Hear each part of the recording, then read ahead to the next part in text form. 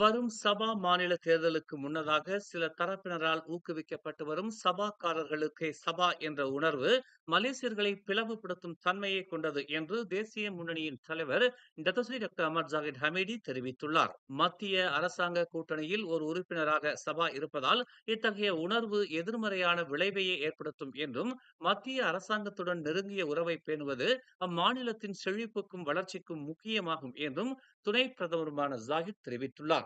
சபாக்காரர்களுக்கே சபா என்ற உணர்வு இல்லாமல் இருக்கும் என்ற அடிப்படையில் மத்திய மற்றும் மாநில அளவிலான கட்சிகளுக்கு இடையே ஒத்துழைப்பை தாங்கள் விரும்புவதாக அவர் குறிப்பிட்டுள்ளார்.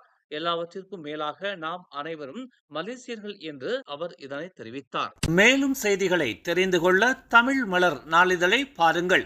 உடனுக்குடன் செய்திகளை தெரிந்து கொள்ள தமிழ் மலர் இணையதளம், தமிழ் மலர் செயலி மற்றும் மலர் டிவி யூடியூப் சேனலை வலம் வாருங்கள்.